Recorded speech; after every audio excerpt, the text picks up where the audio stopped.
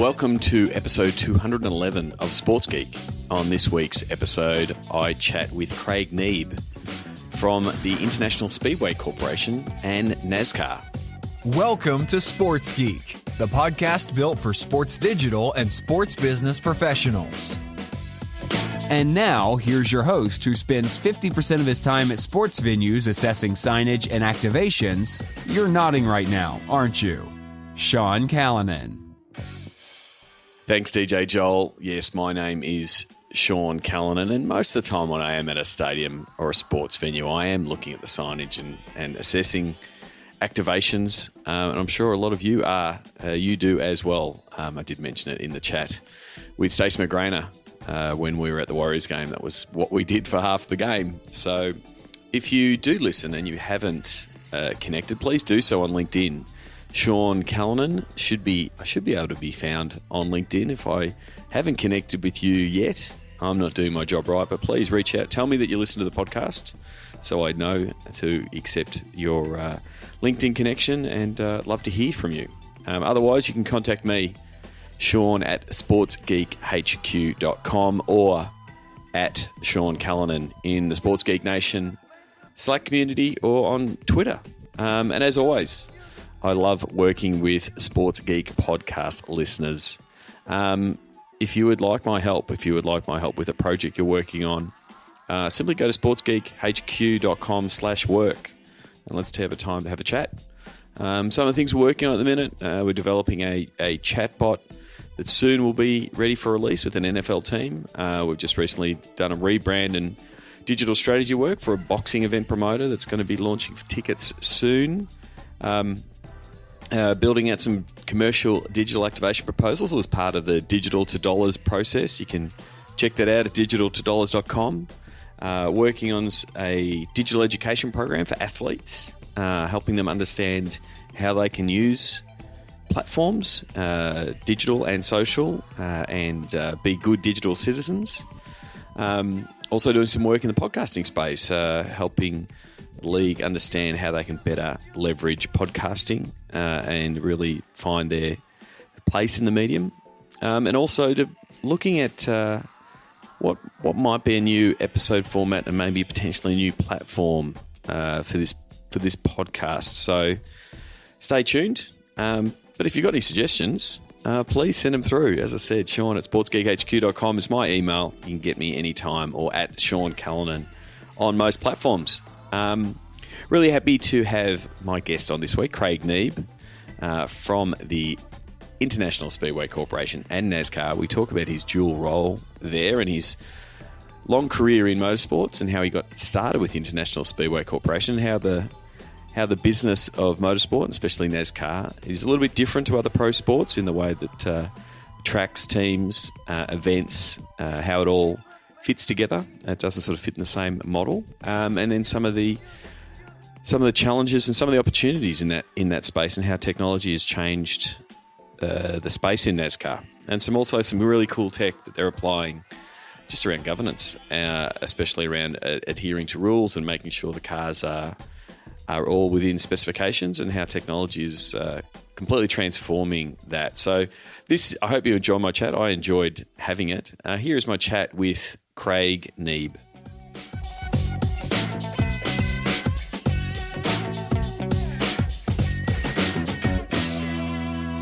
Very happy to be joined by the Executive Vice President and Chief Innovation and Development Officer for the International Speedway Corporation, NASCAR, Craig Neeb. Welcome to the podcast. Great, Sean. Happy to be here, and I'm looking forward to the conversation. Well, thank you very much. First of all, I wanted to sort of get a bit of your history and background in the world of sports and technology. You've been at IC for a long time now, but take us back to how did you get into the world of sports business? Sure, it was a lot of ways I was very lucky, but I started with International Speedway Corporation in 2000. So this is my 18th year, actually going on my 19th year within the sport. I was the first chief information officer hired by International Speedway Corporation. And the reason I had the opportunity was I was winding up a career that I had started with Burger King Corporation in the early 1980s, and worked through various divisions and spin-offs and things like that. But I was basically in the supply chain business, servicing restaurants and all that for many, many years. And then we had gotten acquired by another company, and that company was looking to move the headquarters to Dallas. And I really didn't want to go work in Dallas, and this was in 1999. And I'd been working with IBM. They were coming in doing our Y2K assessment, and in parallel, they were doing an assignment here with International Speedway Corporation. And they were doing an assessment of technology and organization change and things like that. And part of their recommendation was to find a CIO. So when they found out, they being IBM, found out that I wasn't interested in moving on with my career, they recommended me as a candidate to International Speedway Corporation. Had an opportunity to interview during the Daytona 500 in 2000 and meeting with the France family. After that big weekend between racing and interviews, I was afforded the opportunity to come work here. So it was a great privilege and an opportunity. I didn't have any experience in NASCAR prior to that. I was always a big sports fan, so I certainly knew sports. I knew about the Daytona 500, but there was a lot to learn about NASCAR at that time, and it was exciting because it was certainly at its one of its biggest growth periods, during the early 2000s as well. So for the people, that's how it all came about. So for the people who don't know, what is International Speedway Corporation as a business, as a sports business? What is it for the people who listeners might be in Australia or Europe not quite understanding the makeup and what ISC does? What's the primary goal of ISC? Yeah, ISC is a multi-facility owner, and their principal business is promoting motorsports events, of which the premier series happens to be NASCAR here in the United States. I mean, we do have other racing. We have sports car racing, motorcycle racing, IndyCar racing as well, but the principal is NASCAR. So what we have to do is, sell tickets, sell sponsorship. We have a food and beverage company. We have partnerships for merchandise, but, our main business is really putting on live events and all the supporting revenue that goes around, putting on those live events. It just happens that what we're a little bit different from a team sport is that we don't have a home team, if you will, that plays X amount of games in our stadium. We have one or two major events that come to these properties every year. So that's really what our core business is. So effectively, you're promoting races and owner of tracks and driving that. So you're coming into the role in 2000, as you've said, coming out of the Y2K era as a geek that made a lot of cash and fixing up the Y2K bugs. I understand that time and space, but what was the tech scene like going into ISC as the CEO then for all the tracks and all the different parts of the ISC business? Yeah, it was shocking to me how many years I felt they were behind the technology curve.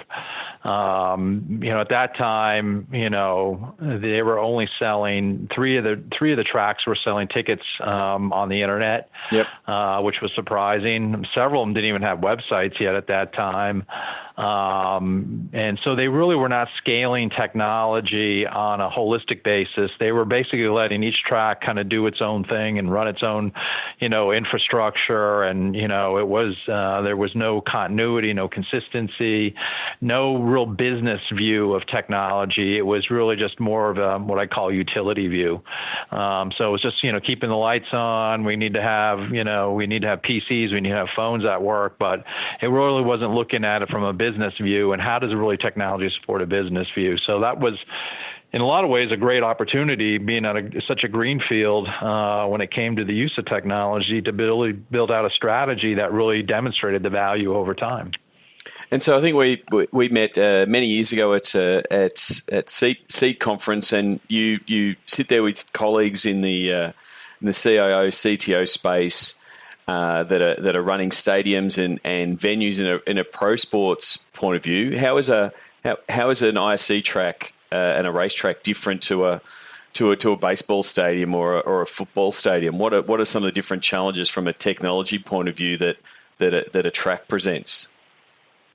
Yeah, I'm often very envious of my colleagues that have sports venues like that, like a team that have, let's say in baseball, you have 80 home games, and your ability to invest in technology and try new technology over an 80-game season gives you a lot of opportunity. Where at a facility, a racetrack facility, it is usually 10 times larger from a scale standpoint. You're looking at 400 to 600 acres of property that a racetrack facility is situated on. And then on top of that, you're trying to then find technology that you can afford that supports 2, maybe 3 major event weekends a year. Yep. So how do you amortize that investment and get the return on it as well is really a challenge, and manage it to the scale of those facilities. Here in Daytona, our front stretch alone seats 101,000 seats, and it's almost a mile long, the grandstand. So you think about what it takes, to put in the technology, run the technology, support the technology in a facility that large, and make it cost effective over, just a couple times a year. It's a real challenge. Yeah, motorsport is unique in that way. I know, speaking to Zara talking about Formula One, is that you've got they're effectively major events. Every single race is like a major event, like a tennis Grand Slam or those kind of things where it is this big bang. You've got to do lots of planning for this short amount of period that the race is on, and then but the expectation of the fans are that they want that type of connectivity and facilities that they're seeing at other pieces. So it makes it really, really tough for you in that space. Yep, it certainly does. It because you got that one bite at the apple to have a great fan experience, and so you want everything to work and work flawlessly. But you got to test everything out well in advance. We have a team of technical people that start multiple weeks out, and they've created kind of a cookbook of what they need to check off the list to be sure everything that needs to work is working, because it hasn't been used in maybe 6 months to a year. So it really does add a lot of interesting, detail that you have to go through, that when you're operating on a day-to-day basis, you got a pretty good handle on things. So we've got your role and you've been at ISC for now 18 years. So again, for people who don't understand the motorsport space, explain, I guess, where NASCAR fits and what it is to ISC, because it's not like traditional pro sports. If we look at the NFL, and the NFL has teams and then stadiums, and that's how it operates. Motorsport is unique in the sense that NASCAR drives sport, and you've got teams and tracks, and it's a little bit different in that sense. Yeah, so we have 3 primary stakeholders in our sport of NASCAR. We talked about the tracks and what they do. They're the ones that have the direct interface with the fans and selling tickets and event experience. And then you have NASCAR themselves. And, the way we view NASCAR is they're the league. They're the ones who come up with the rules. They're officiating. They're ones who set policy and guidelines around how the sport operates. And then you have the individual teams. And what's different about our sport, it's not like where the NFL or other major sports have franchises. There's no really franchises. Everybody has a chance to compete. So if you have enough money and you want to start a team, you're able to do that. Obviously you have to follow the rule books and you have to be a member of NASCAR, but you're able to create a team, and as long as you get your driver certified, you can get in and compete. So it's not limited to just a set number of teams. There's up to 50 people can qualify any race weekend. Now, only a certain amount will actually be allowed to race, and we only allow the top 40 to compete. But it's very interesting that the aspect that from week to week, it can, the number of teams that are competing can vary from every one of those weeks. And, as long as, again, they follow the policies and the guidelines. But, again, NASCAR is the one who sets those rules, and, they're the ones that manage the competition itself on the track. So, as I said in the intro, you're Executive Vice President, Chief Innovation and Development Officer for ISC and NASCAR. So you're across both. explain us how that role came about, and I guess what does that entail? So my role at ISC has evolved since I was the CIO, and one of the things, the reason it evolved because of the value we were providing with technology, it became evident to the business that I was able to think about new business opportunities, new ways of looking at our business for revenue generation outside of the traditional arms, new ways of leveraging technology, leveraging our properties. And so what had happened was on the NASCAR side, they were absent a CTO and a CIO for several years, and they really felt that they were getting behind. And there's common family ownership over both ISC and NASCAR, and actually the originators of the sport itself, the France family, are on the third generation of those of that family is who oversees both the properties. And what they identified was, hey, here's an opportunity where we have, leadership who has this kind of experience, has taken innovation, taken new ideas, leveraging technology. Why not apply that across the entire holistic industry and have a view of it from up even a little bit higher so that we can connect more of the dots so that we're not operating in the individual stakeholder silos. We're actually starting to operate in a more, cross-functional, cross-synergistic opportunity to really do hopefully the cliche of 1 + 1 = 3 and leverage the fan experience. Because, at the end of the day, NASCAR's fans, they transcend not only the event itself, but they're, it's the fans who watch it on TV, the fans who stream it, the fans who follow it, on radio. How do you start to look at the fan experience and have influence on the fan experience from a holistic standpoint? And how does technology play a part in that? And that was really the impetus around the decision to give me the opportunity to sit at this, this great opportunity to look at it that way and start to really measure some opportunities to see where we could create those synergies and look at that experience on a more holistic basis versus just the individual stakeholder basis. So that gives you that wider remit rather than going from a track event race sort of focus that you had from an ISC point of view to that wider, what is the NASCAR fan doing? How are they engaging with us? How are they engaging with all the different tracks? How are they engaging with drivers? Where does digital play? Is that where it's been a wider remit for you, looking at things from a NASCAR point of view? Yeah, it absolutely is. It does, and it's amazing being in the sport as long as I have. Some of the things I was not aware of and the opportunities that were out there because it was such a narrow focus in some ways. So it's been tremendous to really have that gain that visibility. But what makes it even better for me in this role is the ability to influence it.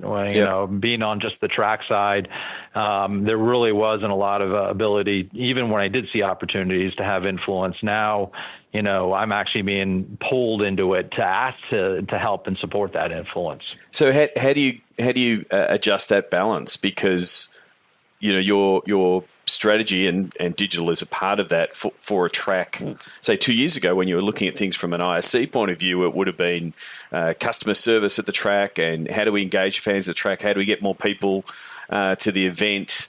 That kind of focus to then also be saying, well, we actually want to make sure that we're talking to the fans that can't be at Daytona this week and making sure that they're engaged for the next race. How do you balance what would be a traditional a track's point of view to sort of have them have the wider rising tides lift all boats type approach to have the overall sport and NASCAR overall best interest at heart?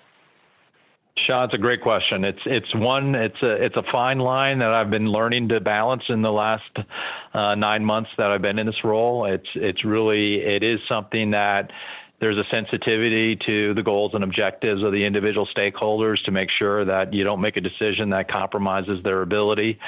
So you really got to find where you can make the two add up to something more than what had been in its individual pieces. And so I would say we haven't done a lot yet. We're really still mapping that out, but we are finding some interesting areas that I think you can find areas that complement each other and still provide the end goal and objective for each of the individual stakeholders. And where does like what we've seen, Major League Baseball with BAM, and what the NBA is doing from a league point of view in its digital space, especially pushing really hard into social. Where does that fit from a NASCAR point of view to better connect with the fans that aren't in the stands? What have been some of the initiatives that NASCAR's looking to do in that space, in that pure digital space?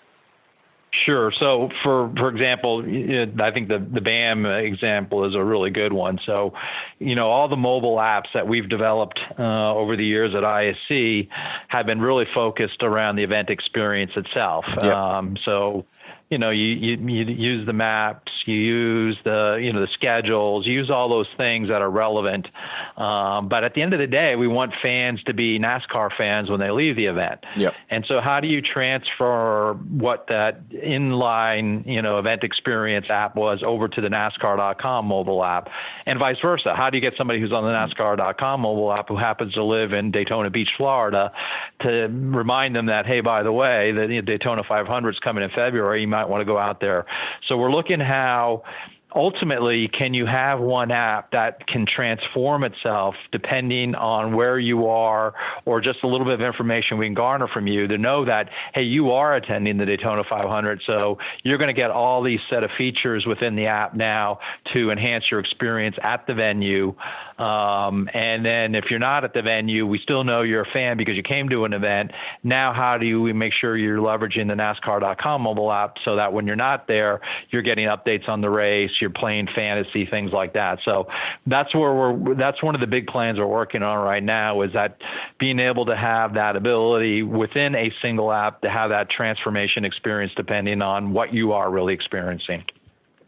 Yeah, I mean, because it does start giving that connectedness to the fan to go, well, this is the live experience, which really does lock in the fan. Digital is great, but the experiencing real life, the hearing, the listening, and the noise that the cars generate, and the experience of being with 100,000 people when they're going down the straight, like that, it's really hard to replicate in digital. But if you can then get people to your tracks, it starts locking them in. So having that connected experience on the digital side definitely helps try to, I guess, lock in those fans. Yep. No, absolutely. It is very difficult to convey that in the digital world. But again, if there's enough things that you can tease people with that create, why it's different to come to the event versus, staying at home and watching it. I think one of the things that really differentiates, NASCAR is it's not a single event that, kicks off at noon and ends at 3. Mm-hmm. It's a multi-day event. I mean, it's a sequence of things that are occurring, Friday, Saturday, and Sunday in most cases. And a lot of that is a whole social part of it. There's a bunch of social experiences, different ways to consume it, and sharing those experiences digitally. So it's not necessarily just cars going around a track, but it's the infield camping experience. Yep. It's the autograph sessions. It's the access on pit road that you get that you don't see on TV. It's those things, sharing those nuggets of experiences digitally. And then obviously using social in that space too, because there's no better, credibility and authenticity than fans telling fans what a great time it is and why they're doing it, and incorporate that into the story is really some of the things that we definitely focus on to create that energy and excitement. So how do you sufficiently resource that it's not a problem, but as an engagement, to be able to say, hey, we want to engage people at the track, because if we look at a pro sports model, you'll have a team that's engaging and a stadium that are working hand in hand, that are trying to engage the fans and amplify, and you'd have a league media outlet that are also pushing it. How do you get all of the pieces and sort of have some, I guess, level playing, consistency of effort across all the different partners, being track, NASCAR as the organising body, and the teams, to make sure that you're covering off that effort, that you are making sure that content is getting amplified and that those fans are being engaged? How do you make sure that's consistent? Because as you said before, anybody can say, hey, we're going to be a race team. We're going to enter. We're going to be part of NASCAR. Their focus is cars, and their focus is, going fast. Their focus isn't, hey, how can we build out a digital media team to promote what we're doing? How do you balance that from a NASCAR point of view? Yeah, that's, I would say, one of the successes we've had as an industry is that the NASCAR several years ago created an integrated marketing communications team and call it IMC for short. And what they do is they go out to the race facilities many weeks in advance of their actual event, and they talk about, they cross-communicate as what are the important things that are going to be happening at that event that may be different, unique, compelling, and then they make sure that they integrate that with their industry communications, and then vice versa. The tracks then hear from the industry what's important from an industry perspective, what unique things might be going on and stuff like that, and they build that into it. And so they already know who's going to come on property from NASCAR. There's already dedicated people at the track. And the other nice thing is being, on the ISC side, owning 12 facilities, we've also get experience and see everything that's going across all our tracks. So we also share best practices where we learn from other facilities that worked well and didn't work and make sure we integrate that into the plan too. So all those pieces come together pretty early on before the event actually occurs. And it's pretty well orchestrated to make sure that there is a cohesive communication strategy and messaging that goes on so that, one's not deviating, way far away from what the key message is. We all know what for example, all the hashtags, what are the important hashtags for the weekend to be sharing. We actually communicate that to the broadcast partners as well. So it's a pretty well orchestrated experience to make sure we don't miss anything. It's not perfect every time, but I would say, in the last several years, they've got it pretty well nailed down where I would say we capture a good majority of what the key themes are. Yeah, you did talk about hashtags there recently. There's been now the Twitter emojis and the hashtags, and now you're actually putting those hashtags and the emojis on the cars. So people it starts to form that storytelling, but also creating those heroes of the drivers and deepening the connections, because the fans end up they want to be backing a team or a driver, and in the same way that the NBA is a player-led league, you're sort of following the same path. Yep. No, that's exactly it. It's, I think what we find in any sport, the success of the sport really relies on the stars of the sport, because they're the ones who create the storylines and they're the ones who, create that drama that causes people to want to watch it. So it's important that we continue to build that affinity to those stars, and they have that personal connection. And so because you are Chief Innovation and Development, you've had an oversight over all, I guess, technology. What other cool tech is sort of being rolled out and innovation that's happening in motorsport? Because it's not all fan facing. Racing's a highly technical sport, and there's lots of data and everything. What else is also happening in NASCAR that where new technology is starting to change the game a little bit?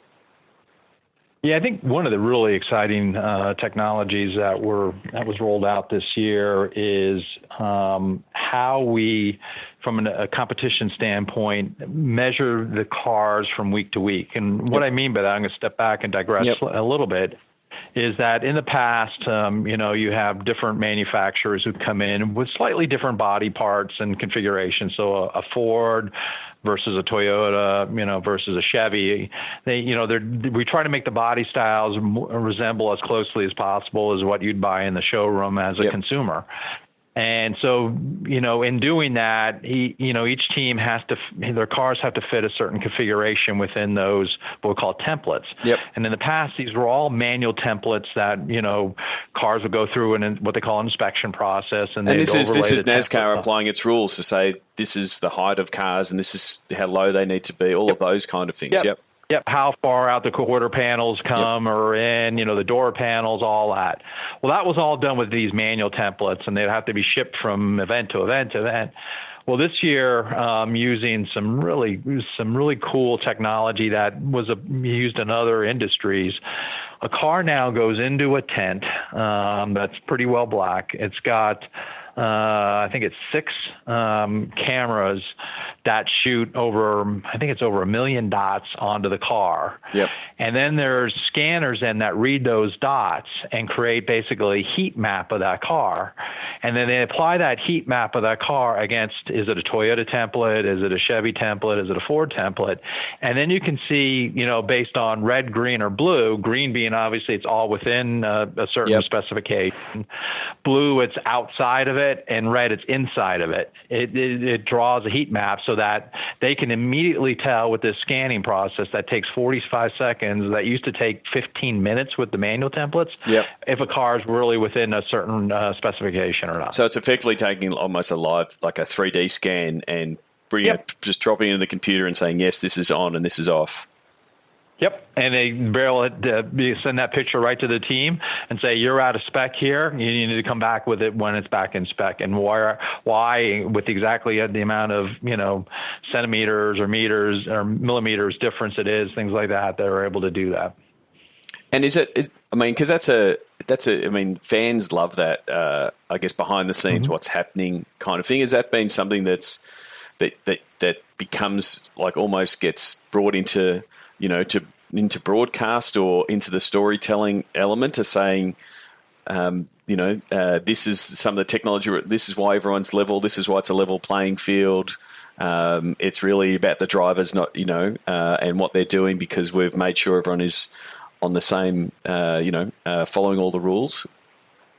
Yeah, I would say we've done an okay job with that. I think that's an opportunity we need to get a little bit better with and really kind of promote the different technology that it really is in the sport and how that really helps to manage it and create it. So there was a little bit of it at the beginning of the year, but I think, again, that's something that we need to remind ourselves of, because sometimes I think we're a little too close to it and we take it for granted. But the amplification of that, out to especially new fans who may at some time have a perception that NASCAR is kind of old school and it doesn't really have a lot of innovation. I think that's why it's important we need to communicate that and be a little more effective of getting that messaging out. One thing I did want to ask, and it sort of leads in from that question around reaching new fans. What's been your I guess analysis and looking into the world of esports from a NASCAR point of view, and how have you started to look into that space to potentially tap into the market that is either playing games, playing motorsport games? What's the opportunity there for NASCAR?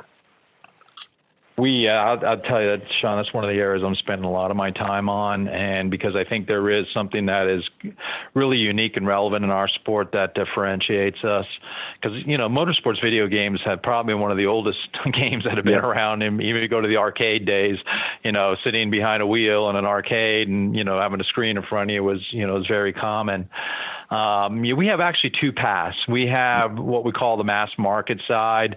We have a partnership with a company called 704 Games, who produces a product called Heat, NASCAR Heat, which simulates every one of the tracks on the NASCAR circuit. It also has all the intellectual property for each of the drivers and their cars and marks, so people can actually, using either PS4s, there's console-based games as well for PCs, as well as Xbox, be able to play that game. And it's sold, through all your typical retail distribution outlets as well.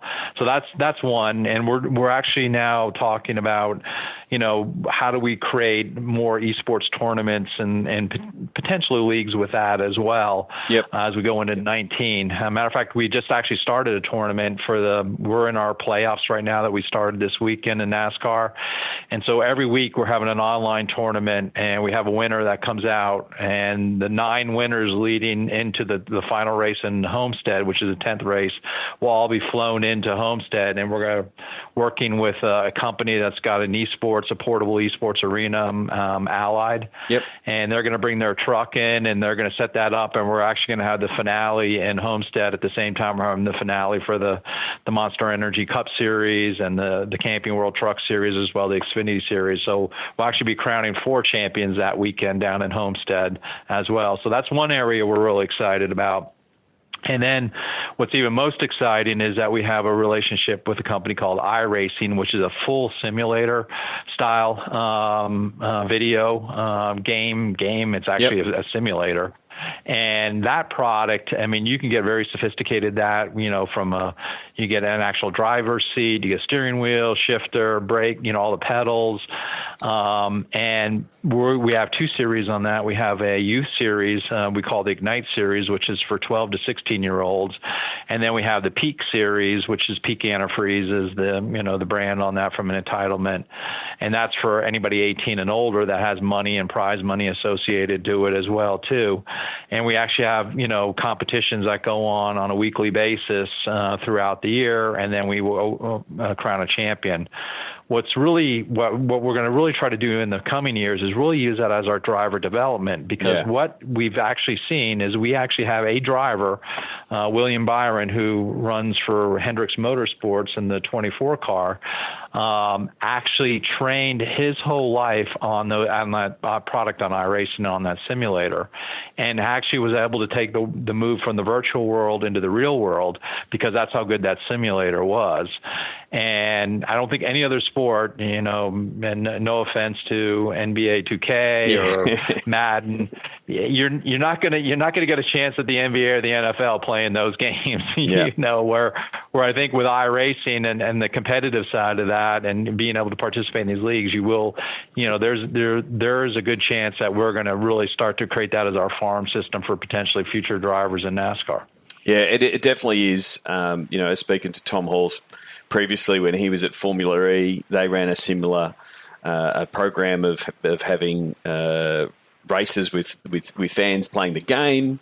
There's so many different pieces to the puzzle that fit in with what you're trying to do from a track point of view, from a fan development point of view, to convert the virtual fan to an in real life fan. The fact that you've got tracks there and you can start supporting tournaments gives you other events to potentially run at the tracks.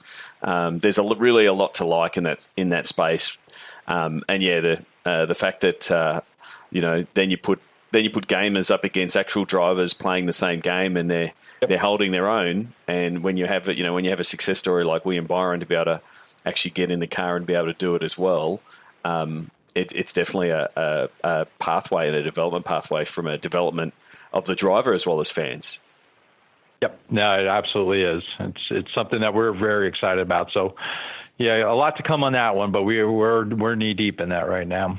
Yeah, and for mine, like the activation piece that you can run out at all your tracks, and having people test out, drive, makes it family friendly. That's a massive opportunity, and just further extends the fan experience, whether it's participating and playing and testing it out, or true esports where people are watching, like you're doing now, the tournaments that are happening on race day. So you're either looking at the track or you're looking at a screen, someone playing the game. Mm-hmm. Yep, exactly. And again, we hope that those engagements, those opportunities to get people, teased it out, and then hopefully hooked, that they really do become a fan for life. So, we got to try everywhere where they are, and I think the youth, the generation now that's coming up, doesn't seem to have the same interest in cars as maybe other generations, but we believe through video gaming that we may be able to transform that. As someone who's done a hot lap in a NASCAR, it is a different experience. Let me tell I don't need to tell you, but I'm telling the listeners it is a different experience. And there is nothing like it. So again, getting people to the track and understanding that is the first challenge. And once you do, you obviously win them over that once they're there. Yep, that's our mantra. We live by that all the time, and it's so true because, I think there's a lot of preconceived notions about what it is and what it isn't. And you said this earlier, Sean. It's that visceral. It really impacts all your senses, and you get the smell, the feel, the sound. It really is something you got to experience. So we did open with your story of your interview at ISC way back in 2000. Tell us a little bit about the Daytona 500. What makes it so special, and how has that event and that race evolved over your time at ISC? It certainly is, our Super Bowl. It's our biggest event. It's kind of ironic. We start the season with our biggest event. Yeah. But it really is the kickoff, and it's about the pageantry. It's about our sport has years and years of family history, and it comes out in that. It's something that celebrities love to be part of because, it is such an amazing spectacle. There's days of racing leading up to the big event. It starts on the weekend before. There's the races on Saturday. There's races on Sunday. Then they come back and they race Thursday, Friday, Saturday, and it all leads up into the finale on Sunday. And it's one of those iconic brands, the brand Daytona itself, that has a global reach to it.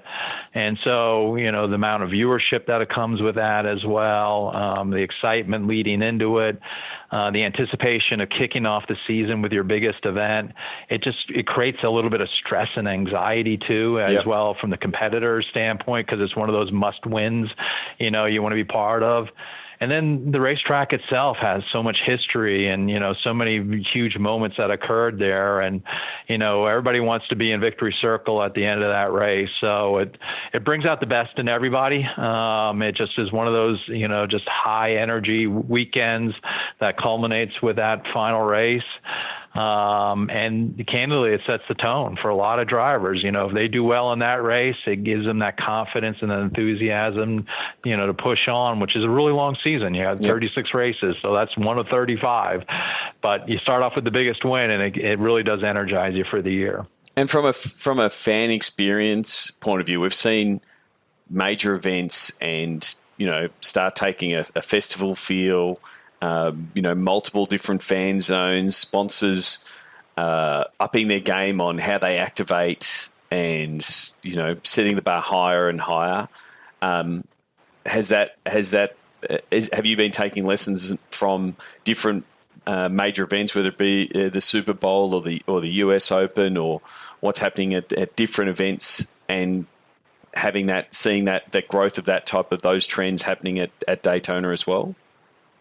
Yeah, we absolutely have. As a matter of fact, we kicked off one of the most significant capital investments we made as a company back in 2012, 2013, where we invested $400 million in reimagining this property into what we call the first motorsports stadium, where we did take the lessons and learnings from a lot of great stadiums and arenas and fan experiences that were built to them, and actually converted that into a motorsports experience, which had never been done before. It was a big bet, huge, and so it exceeded everybody's expectations. You talk to the broadcast partners, to industry people, to fans, to sponsors who are activating in other sports. And, this project was a really transformational for motorsports and really did raise the bar. It's kind of ironic because when this track was built in 1958 and opened in 1959, it was the first super speedway ever in NASCAR. And it really was a transformational moment for the sport. And it took vision, imagination, and, a little bit of daring and creativity to get it across the goal line. And we applied those same attributes when we thought about the redesign of this property, because you're taking a very historical property and trying to transform it to what a new fan experience needs to be, but not lose the history of what we call the hollow grounds of NASCAR here in Daytona. And bringing those two together was something that we had to be sensitive on both sides. And I think, anybody who's come and seen it, especially ones who knew it before and then after, we've only gotten huge accolades and, just about what that really has done for that experience. Yeah, it is. It is terrific, especially for older stadiums and precincts that do go through that renovation and try to bring in the new. You do have to balance making sure you don't wipe out the old and the nostalgia and, like you said, the hallowed ground. You still want to have that feeling that you get when you walk in there, that's where it is. But new amenities and new experiences, you want to be able to get that blend right. Mm-hmm. Absolutely. Well, I'm looking forward to checking it out. Seed Conference is going to be in Daytona next year, so I'm looking forward to checking out the facilities. Yeah, we're excited to have everybody here. We're so proud of it, and we love showing it off. So we're looking forward to it. Well, before we finish, the Sports Geek Closing 5. Do you remember the first sports event you ever attended? Yeah, the first one I went was a New York Mets game at Shea Stadium. It probably was like in the 1970s. We'll just say that 70 something. That was when it was during the days of when the Mets were really good. Yeah, so a long time ago is what you're saying. Yeah. Apologies to all the Mets fans out there. You would have been to a fair few sports events in your time, and I'm sure NASCAR has a very unique food and gourmet scene. What's been your favourite food at a sports event? I'm going old school and traditional. It's the hot dog. There's something about a hot dog at any sporting event that just makes it good and different. You would have seen some crazy food and tailgating setups in the camping areas around many NASCAR events, I'm sure.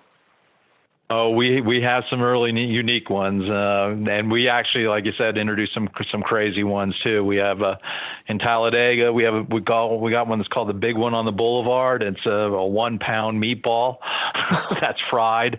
That is just decadent as all heck, but that's we definitely try and experiment with some things. Do you have like ambulance and cardiac machines next to that 1 pound meatball fried? That's ridiculous, but yeah, it's sort of like it's on that bucket list. You've got to have it, even if the meatball is the same size as your head. I'm sure there's plenty of fans. That's right. What's the first app you open in the morning? I'm a weather guy. I got to see what's going on in the weather, both locally as well as what's the upcoming event. So it's always have our eye on the weather to make sure we got a successful weekend ahead of us. Terrific. Is there someone that the podcast listeners should follow that maybe you read or follow, and why would they?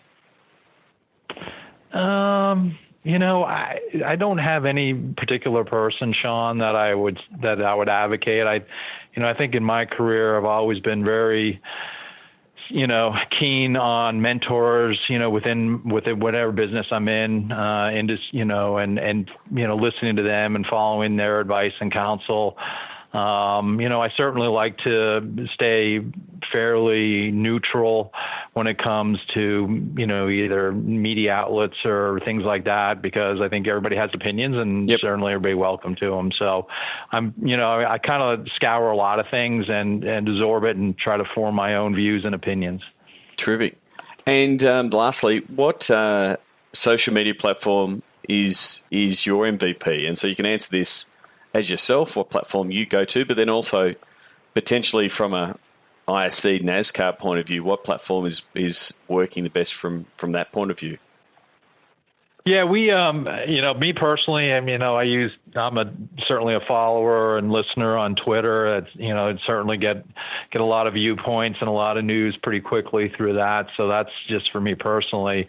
But I think Snapchat has been one that we've leveraged a lot from an industry standpoint to really kind of tell the story of a lot of the fan experiences that we have. When we talked earlier about what goes on in the infield and camping experiences and what goes on in the garage and pre-race activities. We've worked very closely with a Snapchat, and that's been a good use social media tool for us for telling those stories. And it is really, I guess, it is really important to reach that demographic. But again, because you've got an event that is an event I want to broadcast, then that's why that sort of partnership works, because people want to say, look at me, this is where I am. They're automatically going to be sharing it to their friends. That it really grows that word of mouth piece. Yep, it definitely does. So lastly, where can people find you, connect with you, send you a tweet? Where can people find you on the internet? Probably LinkedIn is probably where I have my most connections. Yep. All right, we'll have a link to that in the show notes. Thank you very much for the conversation. As I said, I'm looking forward to checking out Daytona at Seats next year. Thanks for coming on the podcast. Sean, I appreciate the time and the opportunity to, and enjoyed your relationship over the years, and looking forward to seeing you in Daytona. New workshops on audience, content, distribution, valuation, and pitch following Sports Geek's Digital to Dollars process. Go to digitaltodollars.com.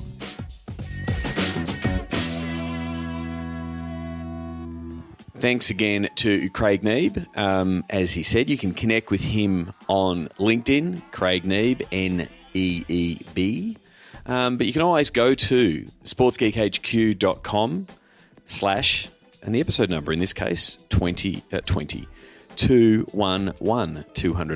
So sportsgeekhq.com/211. And you can do that for all Sports Geek podcasts. You can find them all at sportsgeekhq.com. As I discussed earlier, digitaltodollars.com, the book is starting to come along, starting to actually put pen to paper and putting getting the words onto the page. A shout out to Fiona Green. I got a copy of Winning with Data this week, an actual hard copy after reading the pre-release before it was out. If you work in sports and you work in data, it's a must-read. And the thing is, we all work in data or data. So my American friends know what we're talking about. We all work in data. So I really think if you're working in sports biz, whether it be in the digital side, whether it's in the commercial side, but especially if you're in the data and CRM side, you should give Fiona's book a read, Winning with Data. I'll put a link to Amazon and some of the book publishers in the show notes. Go to sportsgeekhq.com/211. I will get it right one of these days. It's only been 200 episodes. You reckon I'd get it right by now? But it does inspire me for my book, Digital to Dollars. You can find out more about that at digitaltodollars.com. At the moment, I'm sort of balancing the work of working on the book as well as doing work around the workshops that Digital Dollars is based upon. So helping teams understand their audience and content distribution, and that sort of getting your digital house in order and helping tell that story for your commercial team and your sponsors. And then most of the work in the Digital Dollars process is in developing your rate card and the story around your rate card, and then helping your commercial team to develop digital commercial pitches that include the branded content piece. So you're getting revenue for including sponsors in that content, but then also the really big opportunity that is the sponsor activations and the digital activations, and then integrating those with what you're doing in stadium, in broadcast, and everything around that. So my goal is that digital is going to be the primary revenue driver for sports by 2030, and Digital Dollars is built for that goal. So if you would like to get more money from your digital efforts, if you would like to get more kudos for your digital team, that's exactly what I'm building the process for, and that's what I want to help you do. So that's digitaltodollars.com. As always, you can reach out to me, send me an email, ask more questions. I'm happy to get on a call and explain the process and how it gets implemented at a team or a league level. Lastly, Sports Geek Nation, if you have been hearing me talk about this and have not yet signed up, now definitely is the time. sportsgeeknation.com is where you go to find out. It has access to our Sports Geek Nation Slack community. We've also got the Sports Geek Nation Facebook group. We've recently launched the members area, sportsgeeknation.com/ funnily enough, members area, where if you log in with your account, you will get access to now the recaps of the AMAs, the Ask Me Anything, with Sports Geek Nation members. So we have currently done 2, and the third one is currently underway. So Tim Baker from Adelaide United, thank you very much for being the first one off the bat. Alistair Hogg answering questions out of Dubai in his role at the ICC. And now Liam Murphy, who was at Calisthenics Victoria, is answering questions. And so it only works because of the members that are in there asking the questions, and more importantly, also the people like Tim, Alistair and Liam that are giving up their time to answer the questions. And I've been really pleased with the deep knowledge and thought that's been put into both sides of that equation, both the questions and then the answers that are given. So as a member, you'll have access to the full transcripts. Obviously, you can dive into Slack and read them. We want to make sure they're not lost, and in the scrolling past of the messages that happens in Slack. The way our Slack works is we only get access to the last 10,000 messages. We are currently, I think we're past 35,000 messages in the Sports Geek Nation Slack. So we archive that will be available in the members area. If you're not yet a member, go to sportsgeekhq.com and you'll see one of the highlights from Tim's first AMA. So we'll be releasing some highlights, but the full access will be available in sportsgeeknation.com in the Slack community. So please join up. If you've got any questions, send me a tweet or send me an email. But we would love to see you in there and involved. Until next week, until next episode, my name is Sean Callanan, and you've been listening to Sports Geek. Join Sports Geek Nation access to exclusive Slack and Facebook groups with regular Q&A sessions with Sean Callanan. Go to sportsgeeknation.com to join. Need help with your digital rate card? Not sure how to price your assets? Is there a disconnect between digital and commercial? That is where Sean works best, in digital divorce counselor mode. Book a time for a call with Sean to discuss the Sports Geek process. Go to sportsgeekhq.com/phone call. Go to sportsgeekhq.com for more sports digital marketing resources.